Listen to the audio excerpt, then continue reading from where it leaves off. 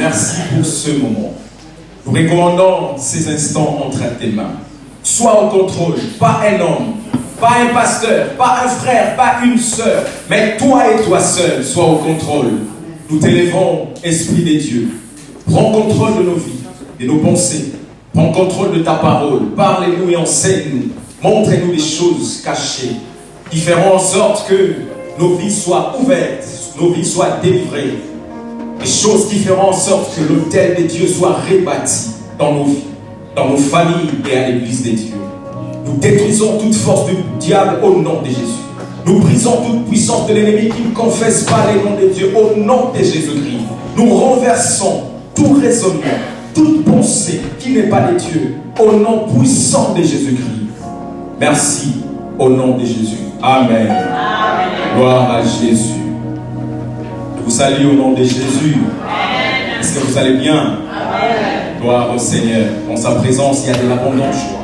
Même si physiquement, il y a des choses qui ne marchent pas. Mais nous déclarons toujours que tout va bien. Tout va bien. Tout va bien. Même si je n'ai pas l'argent, tout va bien. Même si je manque à manger, tout va bien. Même si ma santé me dérange, mais je prononce et je déclare que tout va bien au nom puissant de Jésus-Christ.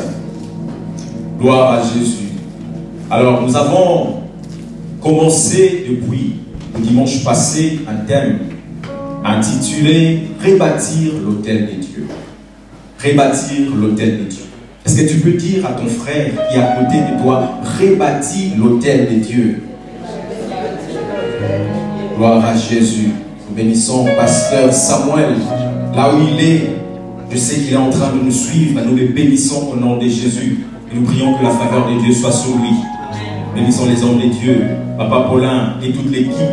Nous vous saluons, nous bénissons dans les noms puissants de Jésus. Gloire au Seigneur pour le travail qui est en train de s'effectuer dans cette église. Nous savons que la main de Dieu est là. Et Dieu nous amène quelque part. Gloire à Jésus.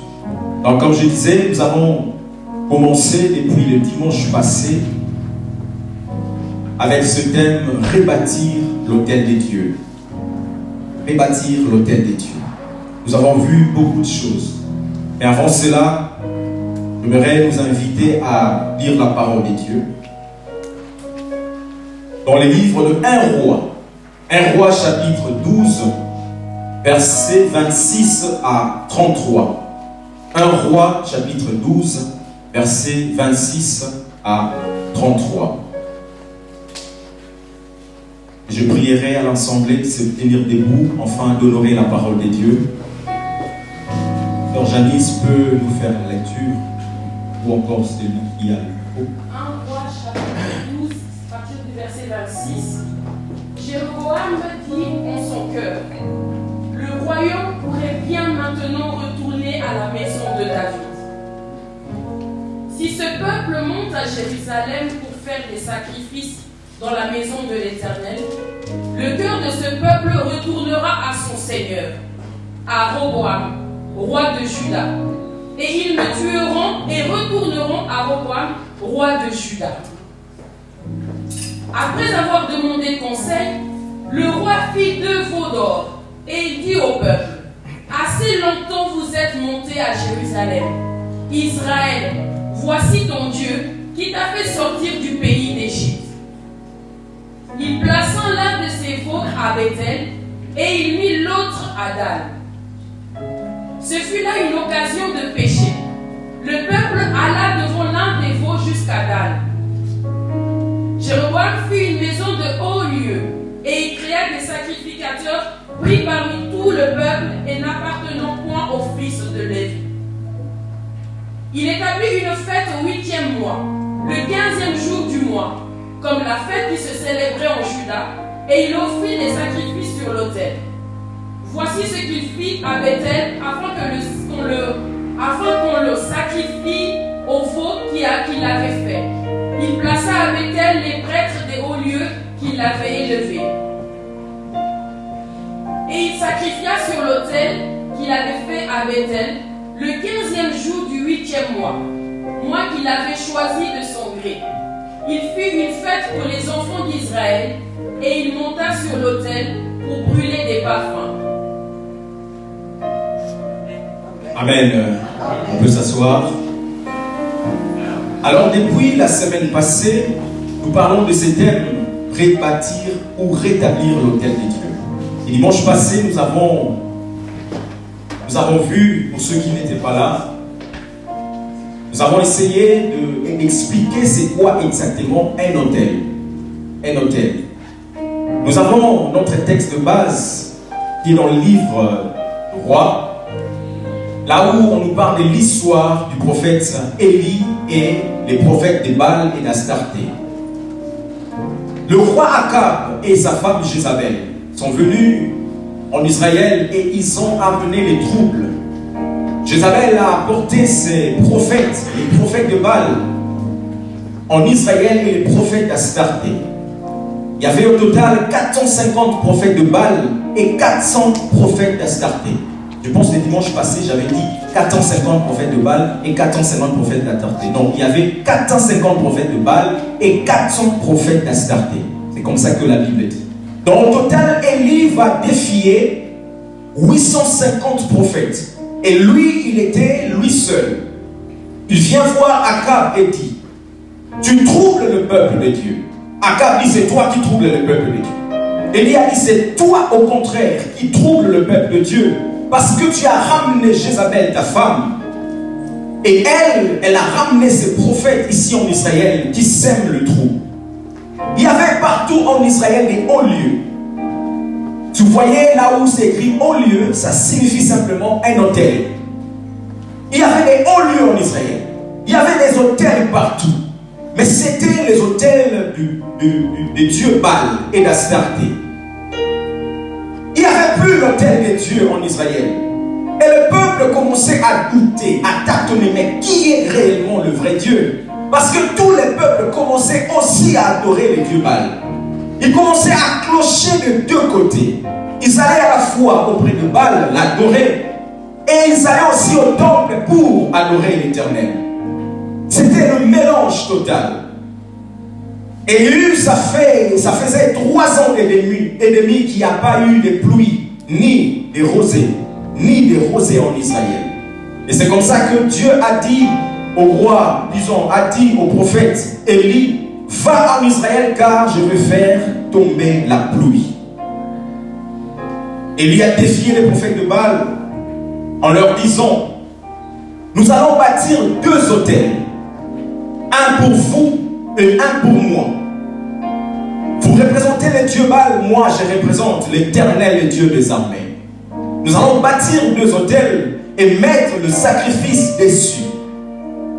Mais ce qu'on va faire, on ne va pas allumer le feu. On ne va pas mettre le feu. Chacun va invoquer son Dieu. Et le Dieu qui répondra par le feu, c'est lui qui sera le vrai Dieu. C'est lui qui sera le vrai Dieu. Nous connaissons très bien l'histoire. Les prophètes de Baal ont essayé, ils ont échoué. Mais il est écrit, Élie à son tour, avant d'invoquer les feux, avant de prier que le feu descende, ce que Élie a fait, Élie a commencé à rebâtir d'abord l'autel. Il a d'abord rétabli l'autel de l'Éternel. Et nous avons dit que Dieu n'agira pas aussi longtemps que l'autel de Dieu est renversé. Dieu ne peut pas se manifester si son autel est renversé. Alors que c'est lui-même qui a donné l'ordre à Élie, va, je vais faire descendre la pluie. Je vais envoyer la pluie. Mais avant la pluie, il faut rétablir l'autel. Si l'autel n'est pas rétabli, la pluie ne tombera pas. La pluie ne tombera pas. Et nous avons expliqué en long et à large le dimanche passé c'est quoi exactement un autel. Parce qu'on ne peut pas parler d'un autel si on ne comprend pas exactement c'est quoi un autel. Alléluia.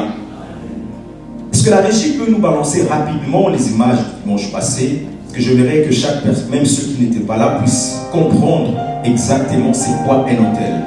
Donc nous avons donné 3 définitions de l'autel. 3 définitions de l'autel. Ça c'est un autel. Ça c'est un autel construit avec des pierres. Il y a des pierres et au-dessus des bois. Et sur le bois, il y a l'animal. Si vous entendez parler de l'autel, c'est exactement ça. Pas exactement ça, parce qu'il y a plusieurs formes d'autel. Donc là, c'est l'une des formes de l'autel. On peut passer. Ça, c'est aussi un autel. Et selon les chercheurs, c'est l'autel de Josué. Ça également, c'est un autel. Et cet autel, c'est ce qu'on retrouvait dans le tabernacle. C'est ce qu'on retrouvait dans le tabernacle. Cet autel a 4 côtés. Et sur chaque côté, il y avait une corne d'animal. Nous allons expliquer cela. Ça, c'est le tabernacle. Et devant, voyez, si vous entrez à la porte, directement en face de vous, la première chose que vous voyez, c'est l'autel de Dieu. On appelait cela l'autel de sacrifice ou encore l'autel des reins. C'est là où les gens amenaient des animaux pour être sacrifiés sur l'autel de Dieu. Et nous avons dit que dans le tabernacle, il y avait au total 2 autels. Un autel juste à l'entrée de la porte à l'entrée du tabernacle. Et si vous passez le rideau qui est là, vous entrez dans le lieu saint. Il y avait aussi un autel à l'intérieur. Mais cet autel, ça s'appelle l'autel des parfums. C'est là où on brûlait l'encens. On brûlait le parfum et l'odeur montait à Dieu. Et on a dit quand le sacrificateur sacrifiait à l'extérieur, c'est-à-dire au parvis, il sacrifiait sur l'autel des sacrifices. Et à l'intérieur, il y avait d'autres sacrificateurs et des lévites qui sacrifiaient sur l'autel de parfum. L'odeur montait à Dieu et la gloire de Dieu descendait. Mais la gloire ne descendait pas au parvis, la gloire ne descendait pas au lieu saint, mais la gloire descendait là-bas, au lieu très saint. Je pense que vous voyez la fumée qui descend. La fumée ne descend pas au lieu saint, ni au parvis, mais au lieu très saint. Parce que c'est à l'intérieur du lieu très saint qu'il y avait l'arche de l'alliance. L'arche de l'alliance, c'est là où la présence de Dieu descendait. Donc voilà un peu ce qu'on a parlé les dimanches passés sur l'autel. Et on a donné 3 définitions et on a dit l'autel est un lieu de rencontre entre l'humain et le divin. Dieu est spirituel, Dieu est esprit. Nous sommes chair, nous sommes physiques, nous avons un corps. Alors pour que le spirituel puisse descendre dans le physique, il faut un lieu, il faut une porte. C'est ce qu'on appelle l'autel de Dieu. Dans l'autel, c'est un lieu de rencontre entre l'humain et le divin. Deuxièmement, on a dit l'autel, c'est un endroit où Dieu descend et l'homme monte. Un endroit où Dieu descend et l'homme monte. L'histoire de Jacob nous montre cela. Il fouillait son frère Ésaü et allait vers son oncle Laban. Et la Bible dit, il est arrivé quelque part, il était fatigué. Et pendant qu'il s'est reposé, il a pris une pierre, il a mis sa tête dessus, il dormait. Et quand il dormait, ses yeux étaient ouverts. Il a vu une échelle qui était là, une échelle de la terre jusqu'au ciel. Le sommet de l'échelle touchait le ciel. Et il a vu les anges monter et descendre. Les anges monter et descendre. Et il se réveilla, il dit que ce lieu est redoutable. Certainement Dieu est ici. Or, ces lieux, c'est son grand-père Abraham qui avait sacrifié là-bas, qui avait bâti l'autel à ces lieux. Jacob n'était pas encore né. Parce que quand Dieu a dit à Abraham de sortir de sa maison, de la maison de son père, et de partir dans un endroit où il ne connaissait pas lui-même, quand il arrive à Bethel, Dieu dit à Abraham, tu vois tous ces lieux, tu vois tout ce pays, tu vois toutes ces villes, je te les donne à toi et à ta descendance. C'est comme ça qu'Abraham avait bâti l'autel en ces lieux, dans cette ville qu'on appelle Bethel. Il avait bâti l'autel. Mais Abraham était mort. Abraham est mort et son fils Isaac est né. Isaac aussi est mort. Mais maintenant c'est Jacob qui vient. Et quand Jacob arrive à Bethel, là où il dort, c'est exactement là où son père avait bâti l'autel. Et quand il dort, il voit les anges monter et descendre. Donc l'autel, c'est un endroit où Dieu descend et l'homme monte. Troisièmement, nous avons dit que l'autel, c'est une porte d'accès du divin sur le naturel. Dieu est divin. Dieu est surnaturel. Nous sommes naturels. Nous sommes des hommes. Nous vivons sur la terre. Nous sommes naturels. Mais qu'est-ce qui fait qu'un homme commence à montrer le surnaturel dans sa vie. C'est parce que le divin quitte son trône et vient impacter l'homme. Et l'homme n'est plus un homme normal, il devient un homme surnaturel. C'est au travers de l'autel que ça s'est fait. L'autel, c'est une porte. Une porte. Dans le même chapitre que nous avons lu avec Jacob, à la fin, il continue à dire et dit dans sa vision, quand il a vu les anges monter et descendre, il se réveilla, il dit ces lieux est redoutable. Il a commencé à trembler. Et il a dit à la fin, c'est ici les portes des cieux. C'est ici les portes des cieux. Ça c'est lui qui le dit. Ici c'est les portes des cieux. Il dit les portes au pluriel. Pour dire que pour aller vers l'éternel, pour aller vers Dieu, il y a différentes portes spirituelles qui peuvent s'ouvrir. Et c'est au travers de l'autel que nous entrons par ces portes-là pour atteindre les surnaturels ou les divins. Je déclare ce matin que les portes du surnaturel s'ouvrent. Je déclare ce matin que les portes du surnaturel s'ouvrent dans ta vie. Que ta vie ne soit plus la même au nom puissant de Jésus. On a vu ça la fois passée ou le dimanche passé. Par contre, puisque nous avons expliqué l'autel et que notre thème est rebâtir l'autel qui a été renversé. Nous avons expliqué l'autel, mais ça, il fallait également voir pourquoi l'autel de Dieu a été renversé. Et c'est comme ça que nous avons commencé à expliquer comment l'autel de Dieu a été renversé en Israël. À cette époque ici où Élie est prophète, c'est le roi Akab qui régnait avec sa femme Jézabel. Mais ce n'est pas Akab qui a commencé à détruire l'autel. C'est vrai, Akab a enfoncé encore. Parce que la Bible dit, Akab, c'est le roi qui a fait plus de mal, plus que tous ses prédécesseurs. Tous les rois qui étaient avant lui avaient fait du mal, oui, mais Akab c'était le pire. Akab c'est l'incarnation du diable. Mais ce n'est pas lui qui a commencé. L'autel de Dieu a commencé à être renversé en Israël depuis l'époque de Salomon. Salomon devient roi en Israël, le fils de David. David, l'homme selon le cœur de Dieu. Quand David était roi, l'autel de Dieu était intact en Israël. Il n'y avait pas de dieu étranger en Israël. Et quand Salomon arrive au pouvoir, il essaye au début de suivre les voies de ses pères, de son père David. Il essaye de suivre les voies au pluriel de son père. Parce que quand la Bible parle de voies, des fois il utilise le pluriel. Parce qu'il dit les voies de l'Éternel ne sont pas nos voies. Donc Dieu a diverses voies par lesquelles il nous fait passer. Salomon a essayé de suivre ce que David a fait. Et quand il arrive au pouvoir, la première chose qu'il fait, il va sacrifier sur l'autel 1000 holocaustes. 1000 holocaustes. Jamais aucun roi ne l'a fait avant lui. Même son père David, l'homme selon le cœur de Dieu, n'a jamais sacrifié 1000 holocaustes à la fois. Mais Salomon, quand il arrive au pouvoir, la première chose qu'il fait, il sacrifie sur l'autel 1000 holocaustes. Et cela a touché le cœur de Dieu. Dieu a dit jamais pareille chose est arrivée depuis que je suis Dieu. C'est comme ça que Dieu est descendu. Et il demande à Salomon, demande-moi tout ce que tu veux. C'est là où Salomon a dit, donne-moi la sagesse afin de diriger ce peuple. Et Dieu dit, puisque tu ne me demandes pas la mort de tes ennemis, au-delà de la sagesse, je te donnerai la richesse, la gloire, le pouvoir.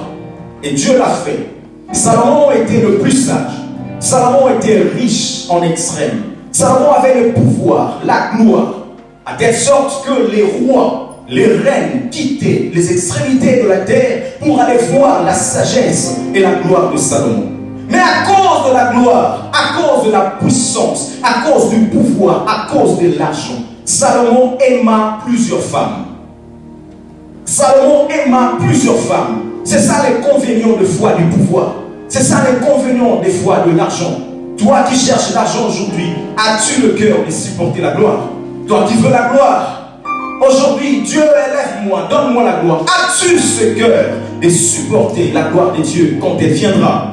Salomon, la gloire était à son époque et sa tête s'est tournée vers les autres dieux.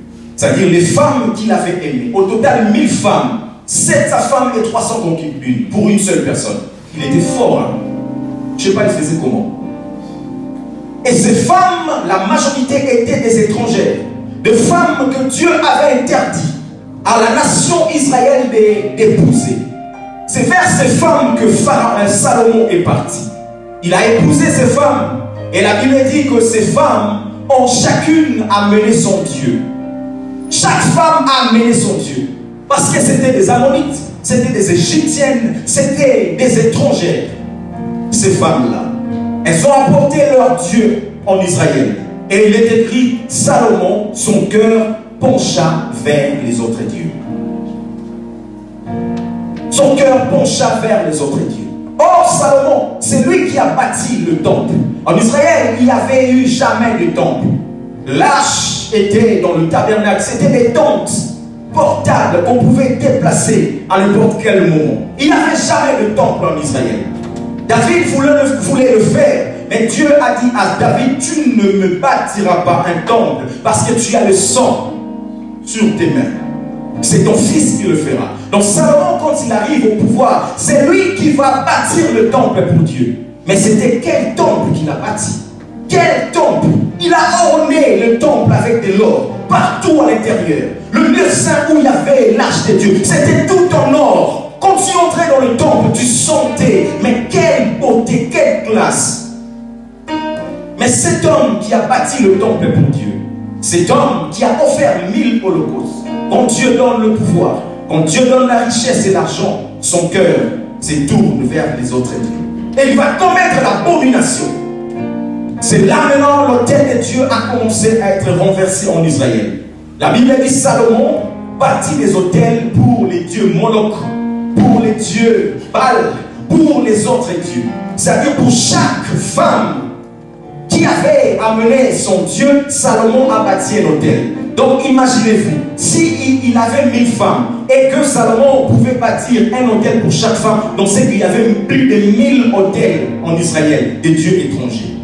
Mais Dieu se fâche. Cet homme que j'ai considéré, cet homme que j'ai accepté, voilà son cœur là où il s'épanche, vers les dieux étrangers. Et il fera une grande abomination. Il bâtit un autel pour le dieu Moloch. Moloch, c'est ce Dieu-là qui n'acceptait pas le sacrifice des chèvres et des animaux. Non, lui, c'était les sacrifices humains. C'était les bébés. On prenait le bébé vivant, on jetait au feu pour le dieu Moloch.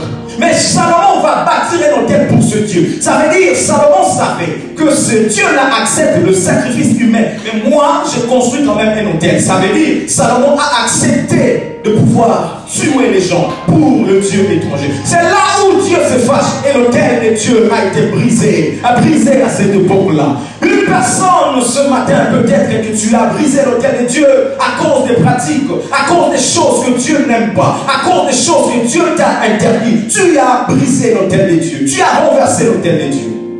C'est là l'autel de Dieu a commencé à être renversé. Dieu regarde et dit, je vais arracher le pouvoir au roi Salomon. Je les donnerai à une autre personne. Salomon avait un serviteur qu'on appelle Jéroboam. Il y a une différence entre Jéroboam et Roboam. Jéroboam, c'était le serviteur de Salomon. Mais Salomon avait un fils qui s'appelait Roboam. Donc, quand Salomon est mort en tant que roi, il fallait maintenant que son fils remplace, n'est-ce pas? Donc, Dieu dit, j'arracherai le pouvoir à Salomon. Mais à cause de l'alliance que je fais avec David, je ne prendrai pas toutes les tribus à cause de l'alliance. Voilà pourquoi je dis, papa, baptisez des alliances, faites des alliances avec Dieu. Tu ne sais pas, c'est tes enfants qui vont en bénéficier. Faites l'alliance avec Dieu, travaillez pour Dieu, construisez des hôtels pour Dieu. Ça sera bénéfique pour ta famille. C'est David qui l'a fait, mais c'est lui qui bénéficie, c'est son fils Salomon. Bien qu'il a fait le mal, Dieu dit, à cause de David, mon serviteur, je n'arracherai pas tout le royaume. Qu'est-ce qu'il a fait? Il a divisé Israël en deux parties. Il prend Jéroboam et donne à Jéroboam, qui était seulement serviteur, il lui donne 10 tribus. Des fois, on peut dire, mais Dieu est injuste ou comment? Alors que c'est lui-même qui avait dit, le sceptre royal et le bâton des commandements ne quittera pas David, ne quittera pas David. Mais il prend 10 tribus, il donne aux serviteurs. Eux le fils biologique, Roboam, Dieu lui donne 2 tribus. Et il prend 2 tribus seulement à cause de David. Si aussi David avait fait du mal, Dieu allait prendre tout Israël et donner à Jéroboam. Donner à Jéroboam. C'est là où il y a eu séparation en Israël. Royaume du Nord et royaume du Sud. Royaume du Nord s'appelait Israël avec comme capitale Samarie. Et le royaume du Sud, c'était Juda avec comme capitale Jérusalem. Voilà comment les choses se sont passées. C'est là où il y a eu séparation. C'est là où l'autel de Dieu a commencé à être renversé. Et nous allons continuer aujourd'hui. Alléluia. Est-ce qu'on peut acclamer un peu pour Dieu?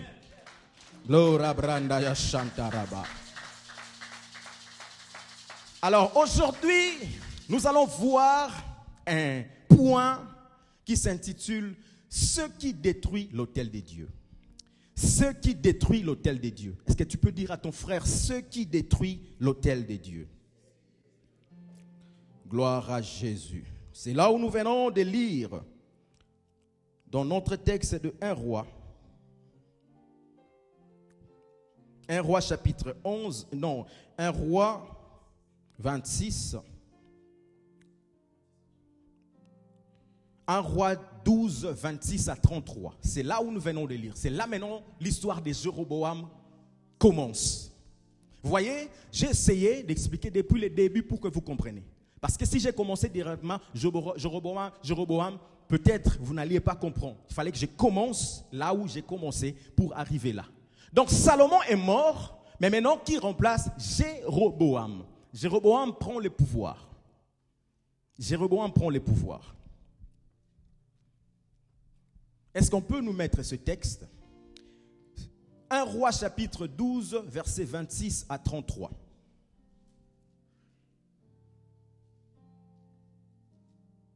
1 Roi 12, 26 à 33.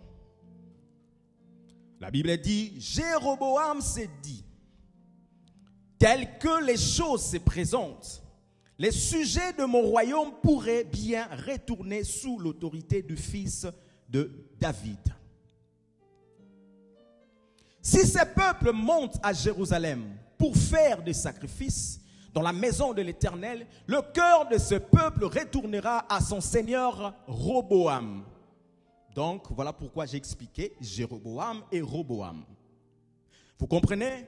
Ici, j'explique. Jéroboam devient roi en Israël.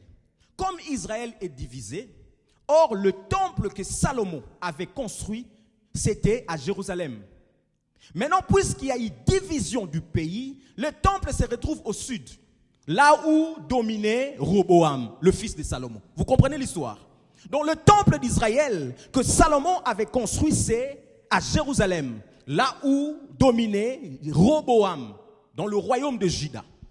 Or, en Israël, tout Israélite devait quitter là où il était pour aller au temple. C'est comme si le temple de Dieu est à Genève. Chaque personne, même si tu habites, je ne sais pas, Bulle, tu es à Zurich, il faut de temps en temps descendre jusqu'à Genève pour aller adorer au temple. Après, tu retournes chez toi. Donc, en Israël, c'était comme ça.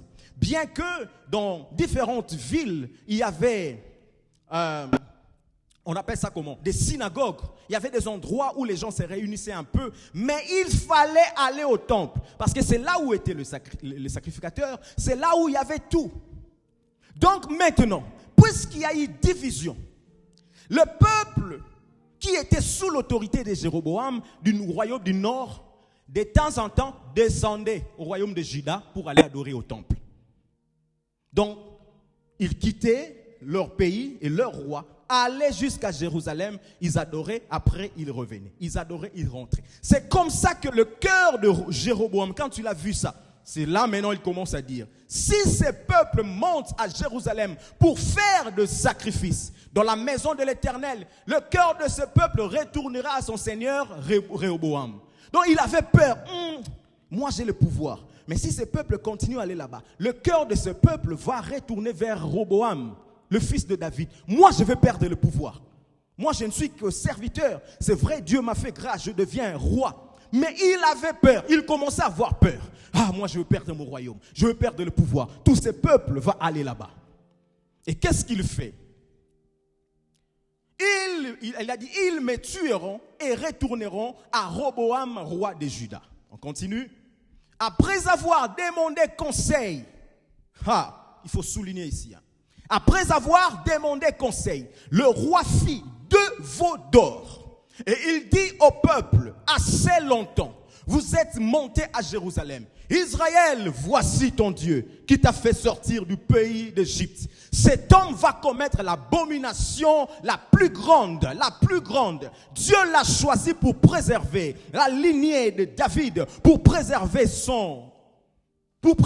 la loi de Dieu. Mais c'est que ce peuple va faire à cause de la peur, à cause du pouvoir, à cause de la peur de perdre les gens. Il va construire, il va bâtir 2 veaux d'or. Où c'est? Au royaume du Nord. Et il va interdire à tout le monde, c'est fini, vous n'irez plus au temple à Jérusalem pour adorer. Maintenant Israël, voici votre Dieu. Et le Dieu qu'il dit, le veau d'or. Le Dieu qui dit Israël, voici ton Dieu, c'est le veau d'or. Mais avant ça, on dit, Jéroboam demanda conseil. Frère, à qui tu demandes des conseils? Frère, tous les conseils ne sont pas à suivre.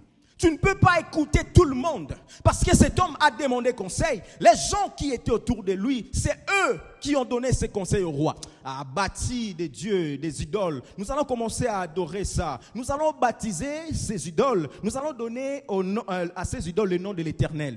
C'est seulement Dieu, non? On va seulement adorer Dieu. Donc ça ne change pas. C'est des idoles, mais on dit c'est l'Éternel. Bâtis les idoles, fais-les. Et le roi a suivi les conseils de ces gens-là. Frère, attention, ferme tes oreilles à tout ce que les gens disent. Ferme tes oreilles à tout ce que les gens disent. Tu n'es pas obligé d'écouter tout ce que les gens disent. Beaucoup de gens ont dérouté des routes à cause des gens qui parlaient à gauche et à droite. Salomon a incliné son cœur vers les dieux étrangers parce qu'il a écouté les femmes étrangères. Qui écoutes-tu? Qui écoutes-tu? Qui suis-tu? Il y a des gens qui disent, dis-moi qui tu fréquentes. Je te dirai qui tu es. Tu fréquentes qui? Enfant de Dieu, tu ne fréquentes que les païens. Enfant de Dieu, tu n'es qu'en compagnie de païens. Tu es à l'église, mais quand tu sors ici, ta vie, on ne comprend pas. Tu es enfant de Dieu ou tu es païen. Tout ton entourage, ce n'est que de païens. Quels conseils te donneront-ils?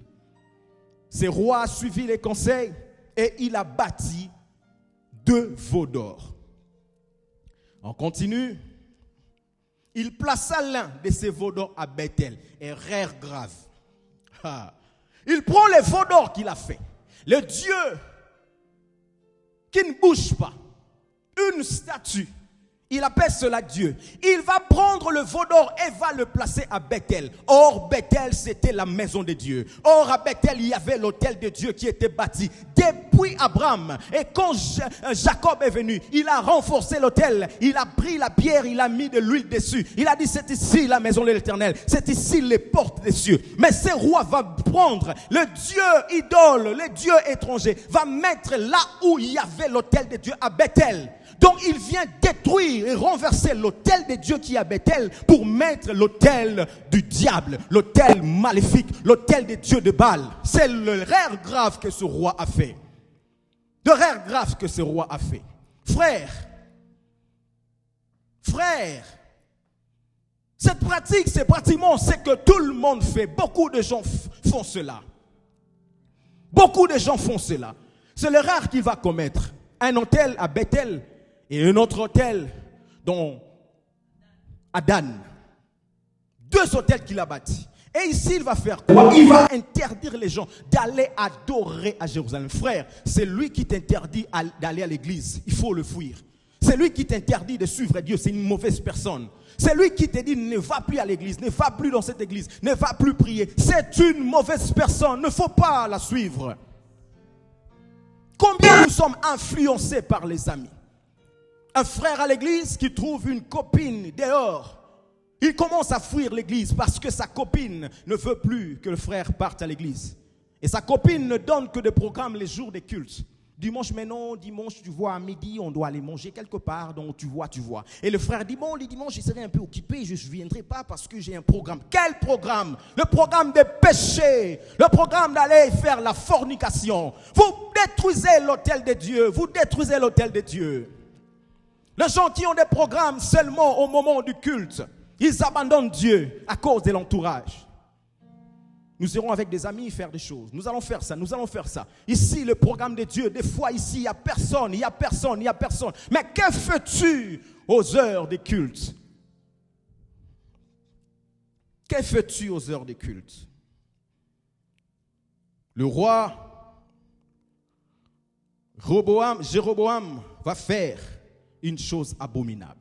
Et c'est là où nous arrivons maintenant, dans ce point, ceux qui détruisent l'autel de Dieu. Ceux qui détruisent l'autel de Dieu. Le premier point, la première chose qui détruit l'autel de Dieu, c'est le veau d'or. Tu peux dire veau d'or. Dis très bien veau d'or. La première chose qui détruit l'autel de Dieu, c'est le veau d'or. Le veau d'or. Il y avait un autel en Israël, parce que bien que Salomon avait bâti des hauts lieux pour d'autres dieux, mais l'autel de Dieu était encore là.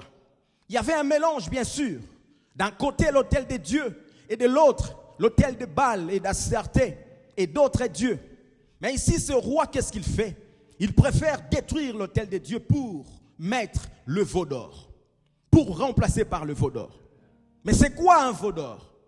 Le veau d'or est le veau de Jah. C'est l'une des représentations divines les plus importantes en Égypte et dans tout l'Orient à cette époque. À cette époque, en Égypte et dans tout l'Orient, ils avaient une représentation d'un dieu qu'ils faisaient sous forme d'un veau, sous forme d'un taureau. Sous forme d'un taureau. Et tout le monde adorait ces dieux-là. Même les enfants d'Israël en Égypte, ils adoraient ces dieux. Ils voyaient comment les Égyptiens adoraient ces dieux-là. Voilà pourquoi quand ils sont sortis de l'Égypte, ils arrivent à Horeb. Moïse monte sur la montagne pour prendre les 10 commandements. Moïse a tellement traîné que ce peuple a dit à Aaron, fabrique-nous un dieu. Et Aaron a fabriqué un veau d'or. Un veau d'or. Pourquoi? Ils ont vu ça, ou ils ont vu ça en Égypte. Pratiquement toutes les nations qui entouraient Israël adoraient cette divinité.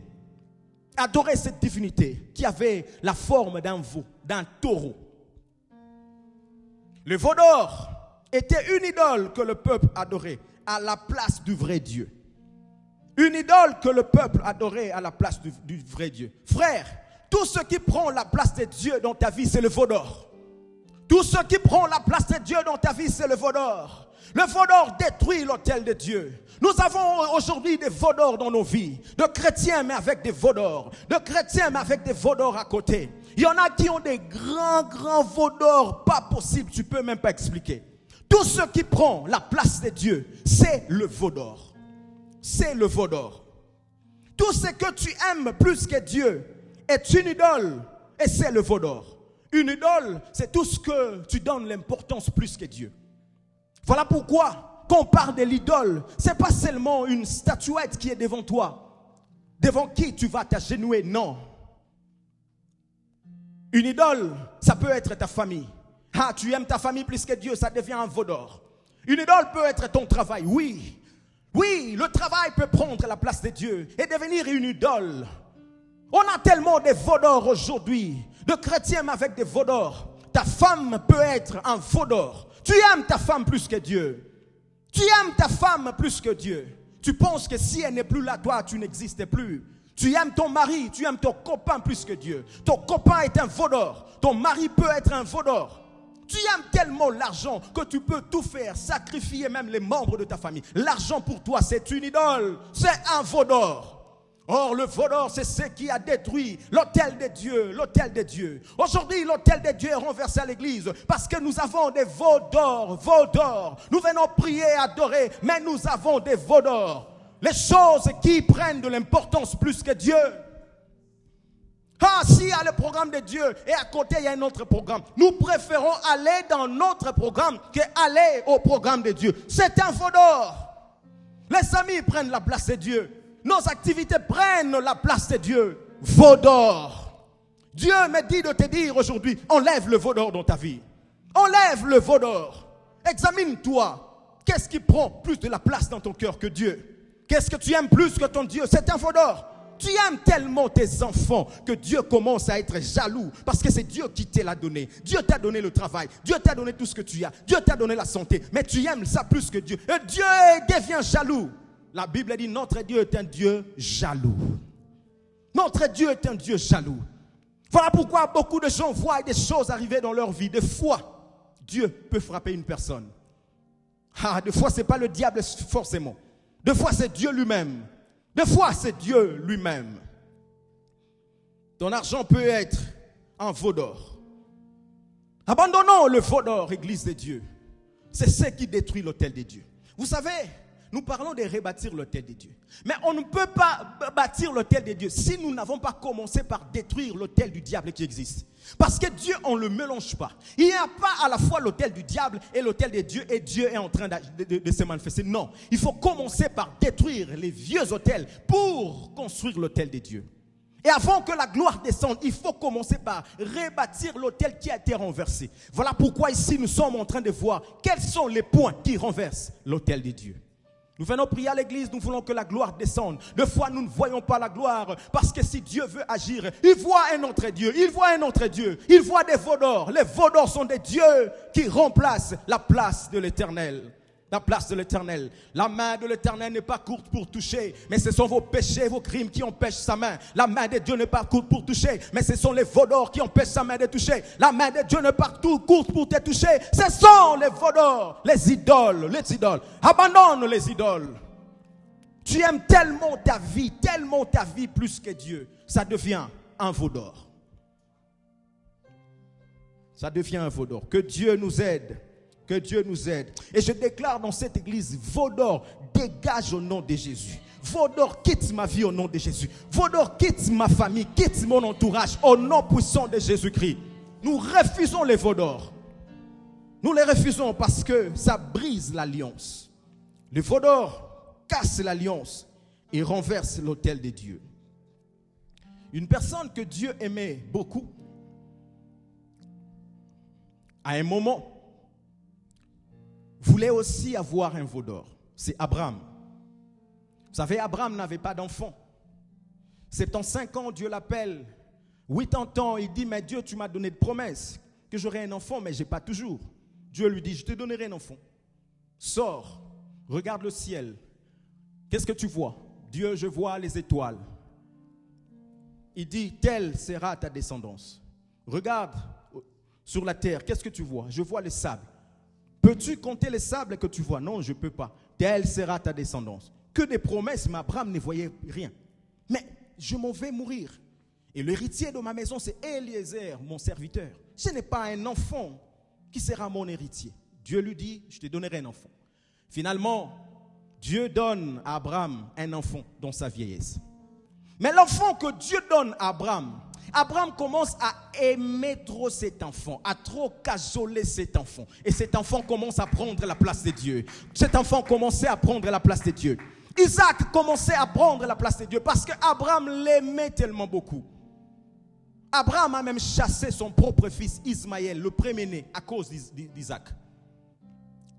Il prend Agar et Ismaël, il leur donne la nourriture et la provision. Il leur dit, allez-vous-en. Laissez-moi tranquille avec Isaac, le fils de la promesse, et ma femme Sarah. Qui peut se détacher? Qui peut se détacher de son sang comme ça? Qui peut le faire? Mais Abraham l'a fait. Isaac commençait à prendre la place de Dieu. Quand Dieu regarde, Abraham, je t'aime beaucoup. C'est moi qui ai fait que tu aies cet enfant. Mais je vois comme si notre relation commence, il y a quelque chose qui commence à entrer. Entre moi et toi, il y a quelque chose. Dieu veut ici tester le cœur d'Abraham. Il dit, dans Genèse chapitre 22, verset 2, Dieu dit à Abraham, prends ton fils, ton unique, celui que tu aimes le plus. J'aime beaucoup la précision de la parole. On peut nous mettre ça, Genèse chapitre 22. Genèse chapitre 22. Dieu dit à Abraham, prends ton fils, ton unique, ton unique. Et Dieu ne s'arrête pas là. Il dit, prends ton fils, ton unique, celui que tu aimes, Isaac. Va-t'en au pays de Morija et offre-le en holocauste sur l'une des montagnes que je te dirai. Des fois Dieu paraît être cruel. Mais Seigneur, toi tu nous interdis d'aller vers Moloch.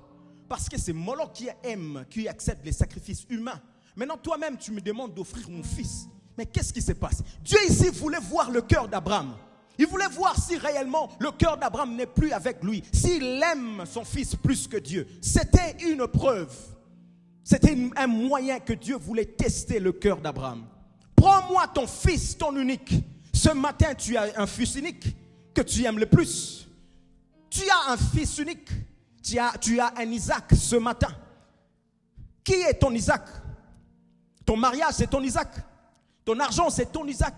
Tu l'aimes tellement plus. Ça commence à prendre la place de Dieu. Et ce matin, Dieu me dit de te dire, prends ton fils unique, prends ton travail, prends ton mari, prends ton argent, va l'offrir sur l'autel de Dieu, va l'offrir sur l'autel de Dieu, va l'offrir sur l'autel de Dieu à Morija. Prends ton fils, ton unique, celui que tu aimes le plus, la chose que tu aimes le plus, celle qui prend la place de Dieu, prends cette chose, va l'offrir sur l'autel. Et quand Dieu dit à Abraham, Dieu ne parle plus. Il est ici en train de tester le cœur d'Abraham pour voir ce que Abraham va faire. Abraham ne refuse pas. Mais qu'est-ce qu'Abraham fait? Il ne dit pas à sa femme. Il ne dit pas à Sarah. Parce qu'il savait, Sarah, le fils unique de Sarah. Moi d'ailleurs, je suis un homme. Il y a des servantes ici. Je peux encore avoir un enfant. Sarah, son fils unique. Sarah aimait Isaac tellement. Parce qu'il a eu dans sa vieillesse. Abraham n'a pas dit à Sarah que tu vois, Dieu m'a dit d'aller offrir notre fils. Qu'est-ce qu'il dit à Sarah? Chérie, tu vas bien? Voilà pourquoi quand tu vois à la maison, le mari commence avec des gentillesses, tout ça, il y a quelque chose caché derrière. Des choses cachées. Sarah, tu vas bien? Tu veux que je t'achète quoi? Que je t'amène quoi? Bon, serviteur, tu es un veau pour Sarah, tout ça. Sarah ne comprenait pas, mais Abraham, il y a quoi? Non, je t'aime beaucoup, chérie, tu sais. Ok. Bon, je voulais te dire, moi, avec l'enfant et les serviteurs, nous allons adorer sur la montagne. Nous allons adorer, nous allons louer Dieu sur la montagne de Morija. Donc, après, nous reviendrons. Après, Sarah n'a pas refusé. Adorer Dieu, le Dieu qui nous a donné cet enfant. Oui, vas-y. Oh, il ne sait pas qu'on veut tuer son enfant. On veut tuer son enfant. Elle ne savait pas.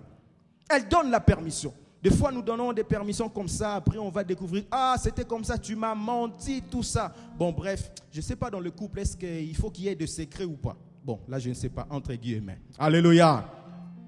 Donc, Abraham va prendre son fils, va prendre des serviteurs et vont aller adorer sur la montagne. Et c'est ici, la première fois dans la Bible, qu'on utilise les mots, les gens qui suivent les enseignements, les mots, voilà. C'est pour la première fois dans la Bible que le mot adorer apparaît. Depuis Genèse, au commencement, il n'y avait pas le mot adorer. La première personne qui utilise le mot adorer, c'est Abraham. Il dit, nous allons adorer. Mais la chose qui se passe ici, Abraham ne va pas adorer juste à côté. Il doit faire 3 jours de marche.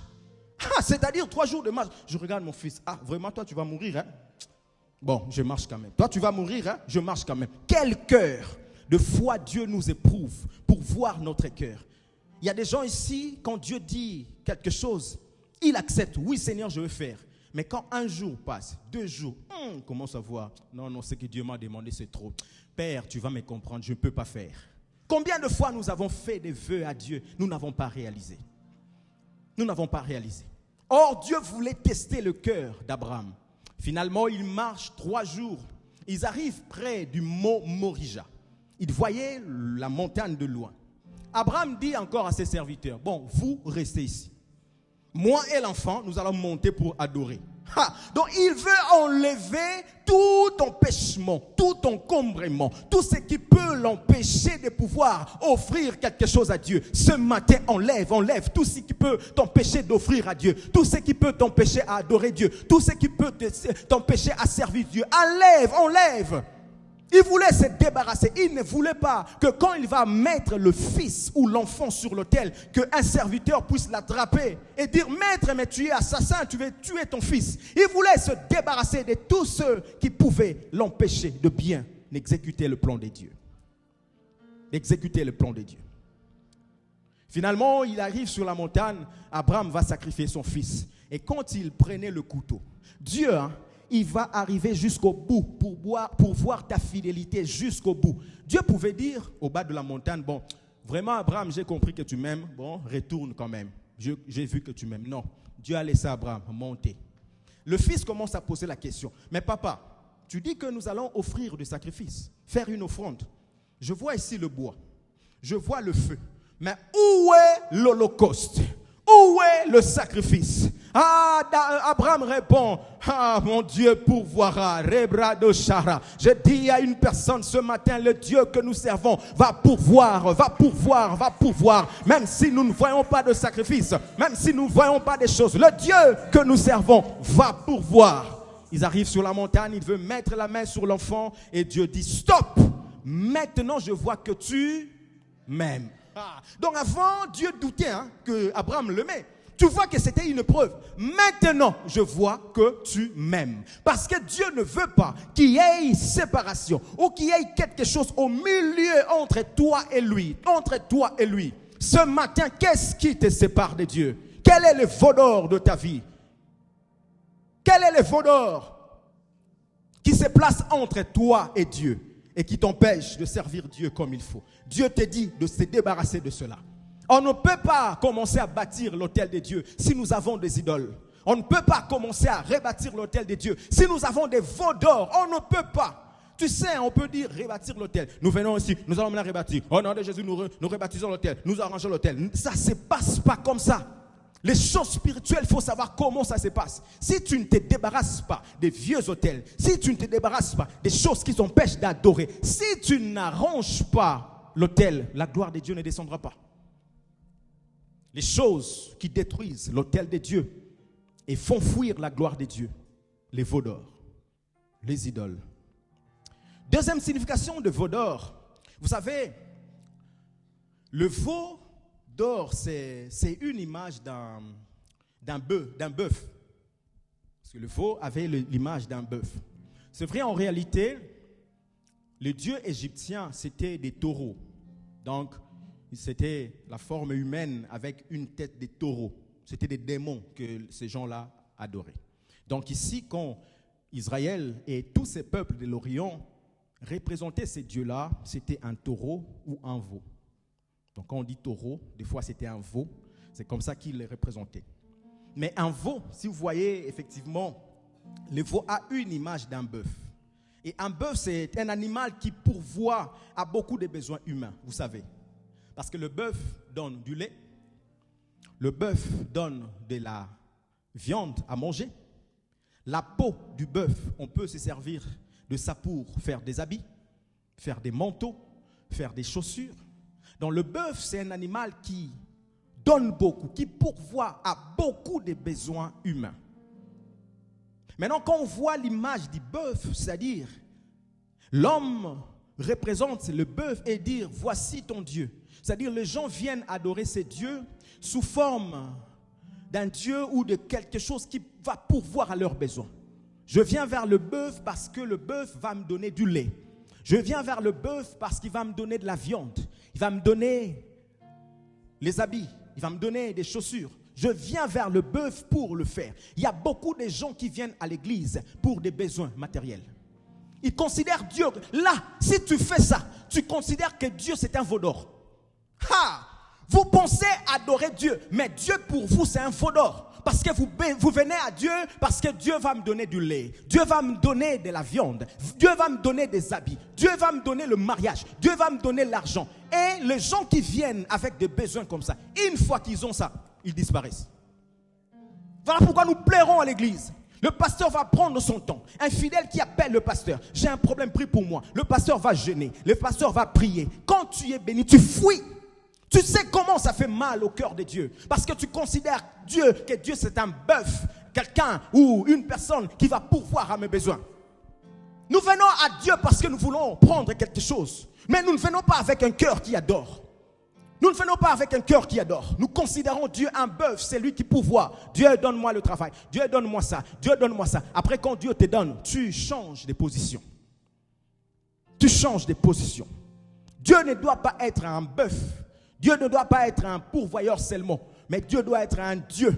C'est lui qu'on adore. On adore sans intérêt. On adore sans attendre de lui quelque chose. On adore sans attendre au retour. Et si tu as ce cœur-là, lui-même va te donner au surplus. Au surplus. Voilà pourquoi il est écrit: cherchez premièrement le royaume des cieux et sa justice. Et le reste vous sera donné par-dessus. Gloire à Jésus. Il y a tellement de choses à dire là-dessus, mais nous allons passer rapidement.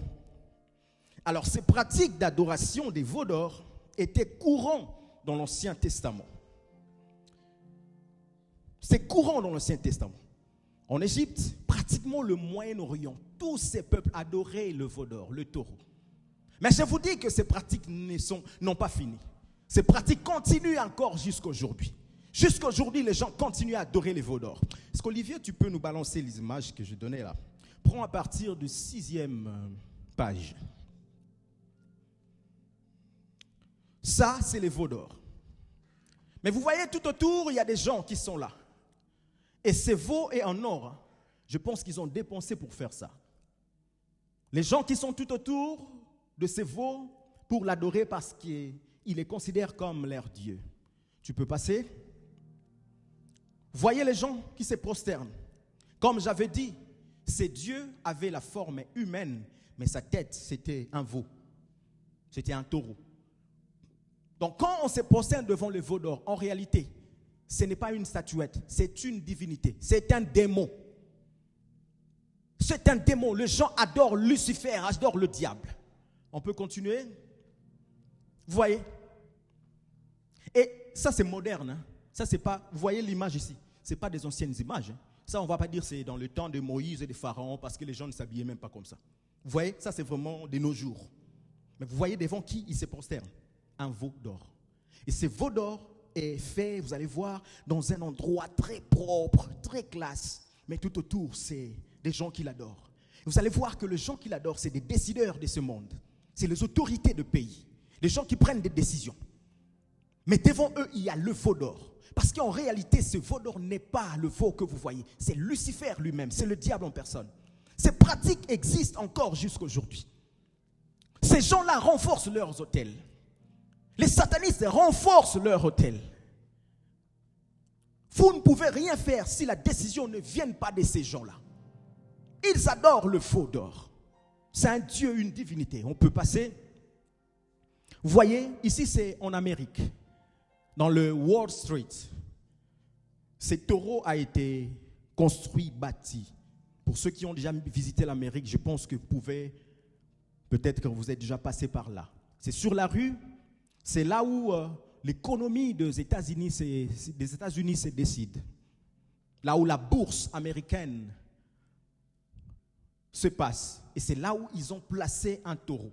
Les gens disent, bon, ils ont placé seulement, hein, c'est un signe, tout ça. Mais pour moi, je me pose la question, pourquoi seulement un taureau? Pourquoi seulement un veau? Pourquoi pas d'autres? Pourquoi depuis les temps de Moïse, des temps d'Abraham, il y avait toujours le veau et ça continue jusqu'à aujourd'hui? Ça, c'est récent. Maintenant, ça existe aux États-Unis d'Amérique. C'est le Wall Street. Vous allez voir cette image. Un taureau. Les gens viennent, ils prennent des photos, mais ils ne savent pas qu'il y a quelque chose caché derrière. Quelque chose caché derrière. Passons. Ça s'est passé dans les Jeux olympiques. La plus grande abomination dans les Jeux olympiques. Est-ce que vous avez regardé les Jeux olympiques? Des choses abominables qui étaient là. Mais c'est des messages subliminaux que les gens nous font passer pour dire que c'est nous sommes là. Mais c'est toujours un veau. Pourquoi un veau?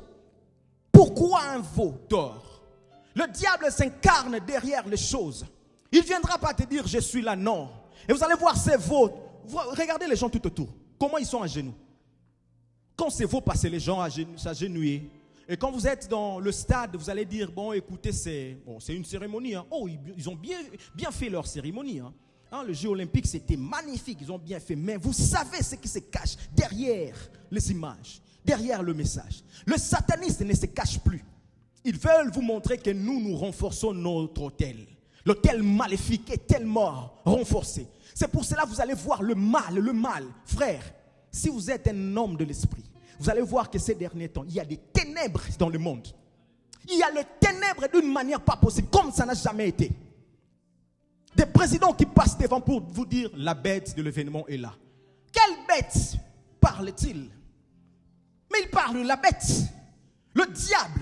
La Bible nous parle de la bête qui viendra au temps de la fin. Frère, nous sommes au temps de la fin. Et Dieu m'envoie comme une sentinelle pour vous annoncer que le temps de la fin approche. Je vais ici sonner la trompette pour te dire, Église, réveille-toi. Église, rebâtis l'autel. Église, réveille-toi. Parce que les satanistes renforcent leurs autels, renforcent les jours et les jours.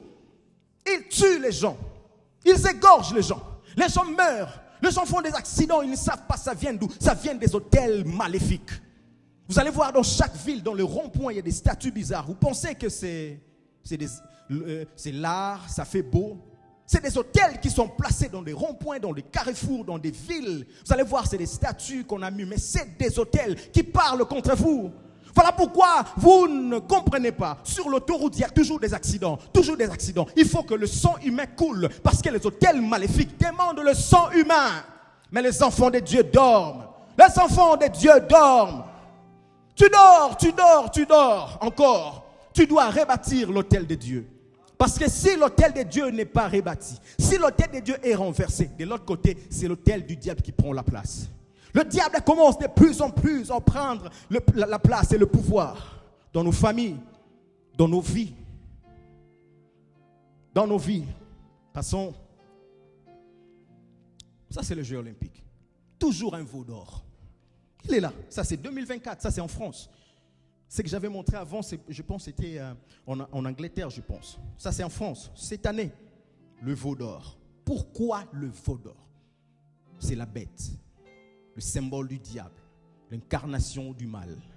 L'incarnation du mal. Église de Dieu, ce n'est pas pour rien que Dieu nous a révélé ce sujet. Ce sujet. Parce qu'il y a de plus en plus de ténèbres sur la terre.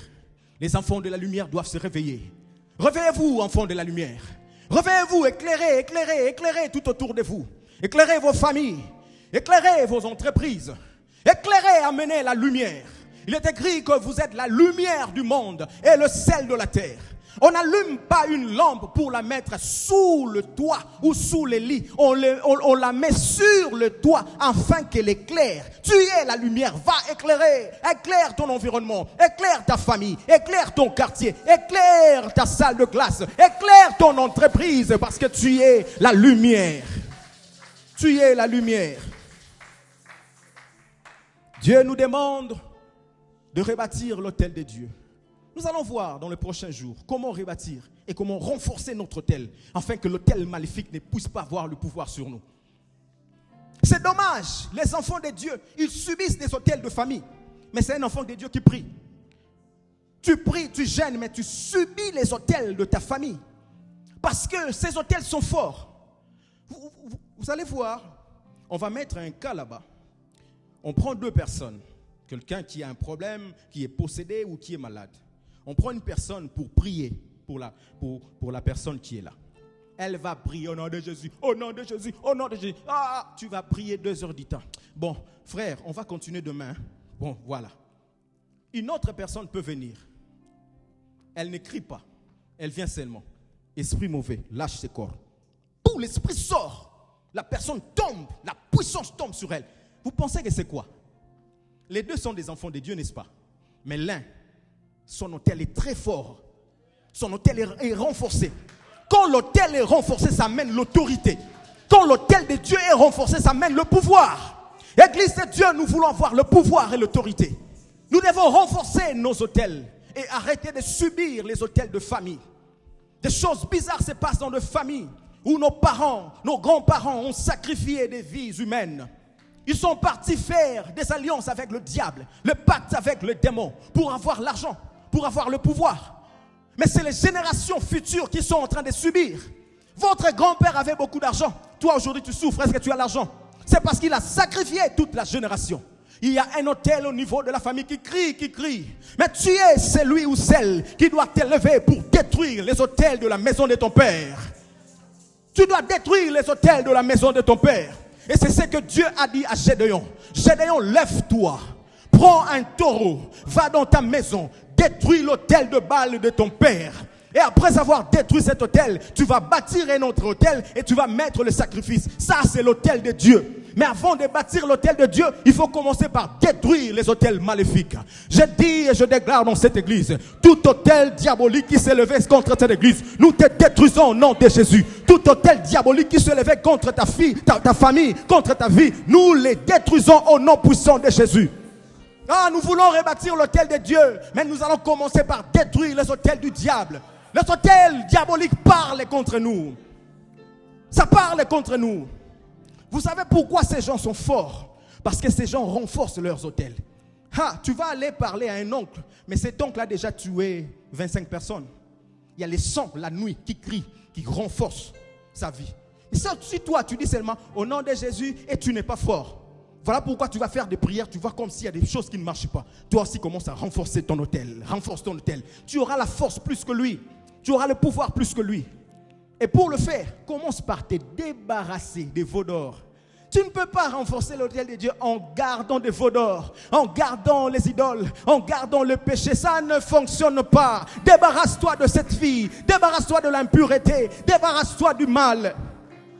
Oh, Dieu interpelle quelqu'un cet après-midi. Débarrasse-toi du mal, débarrasse-toi des veaux d'or. Je vais m'arrêter par ici. Il y a tellement de choses à dire. Mais nous allons prier. Nous allons prier. Est-ce que nous pouvons nous tenir debout? Alléluia. Nous allons prier. Nous allons prier. Gloire à Jésus. Marabrataya Shanta. Est-ce que tu peux te tenir debout là où tu es? Sois concentré dans la prière.